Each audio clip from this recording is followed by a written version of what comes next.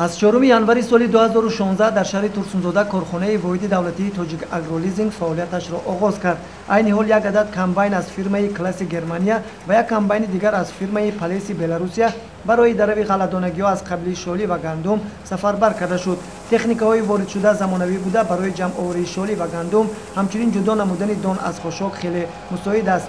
дар бораи фаъолияти корхонаи воҳиди давлатии Тоҷик Агролизинг роҳбари маркази хизматрасонии техникӣ Қодир Хусанов чунин маълумот дод. дар асоси ҳамин фармоишу супоришҳои ҳамин ҳукумати ҷумҳурии Тоҷикистон ҳамин корхона ташкил шудааст, дар ноҳияҳои марказ ташкил шуд ки кори деҳқониҳо хеле осон карда истодааст. барои ин ки як масала ҳамин як шоли дарава гирем, агар як шолира агар як гектараша деҳқон дар мобайни 10 рӯз ҷамъ мекард ҳосилаша. ҳозир агар бисёр равад 10 соат набоша 5-6 соат ба ҳамин як гектара ҷамъ карда ҳосили нақд хушрӯй карда дар дасти деҳқон супорда истодем. дуюмаш ки Тоҷик Агролизинг, корхонаи Тоҷик Агролизинг доимо ҳамин хизмати деҳқонҳо ба агар барои дастрас намудани техникаҳои бо нархи дастрас, яъне 30% қати масалан пешпардохт мекунанд, мондагиша то 3 сол 5 сол супорида як соҳиби як техника мешаванд. барои ин ман як таклиф дорам ки аз ин деҳқонода ки агар ба қадри имкон мана хоҷагии деҳқони бисёр мода қариб 2000 хоҷагии деҳқонӣ дорем шаҳри Турсунзода. ҳамин 5-6 хоҷагии деҳқонӣ як шуда ҷамъ шуда, масалан ҳар як 5-6 деҳқон як агар техника гиранага харидориш намона, ҳамин чӣ мегӯяд камбудии техника дар шаҳри Турсунзода ҳал мегардад.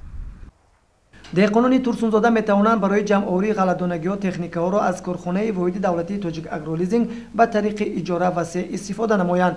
корхонаи мазкур 10 адад техникаҳои кишоварзиро барои осон намудани кори деҳқонон харидорӣ кардааст ки имрӯз мавриди истифода қарор дорад.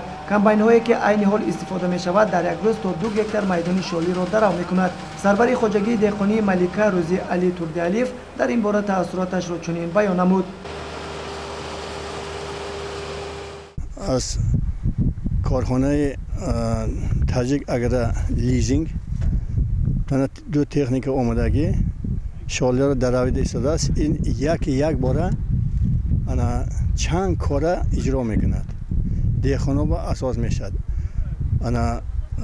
زحمت ما را آسان میکنه. اگر ما اینا دست خطی میدراویدیم 10 روز میدراویدیم، بعد علاقه میکوفتیم، خیلی وقتمان زیاد میرفت.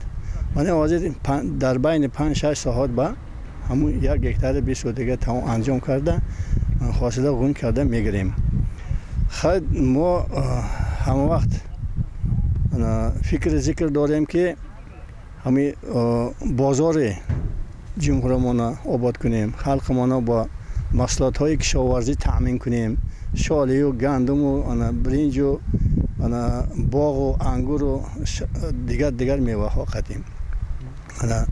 خیلی نقشه های ما آینده نقص انشاءالله نقص می شود. дар воқеъ корхонаи воҳиди давлатии Тоҷик Агролизинг барои саривақт ва хушсифат ба анҷом расонидани корҳои деҳқонон таъсис дода шудааст ва дар оянда боз техникаҳои лозимаи соҳаи кишоварзӣ дар ин ҷо фаъолияташро васеъ ба роҳ мемонад.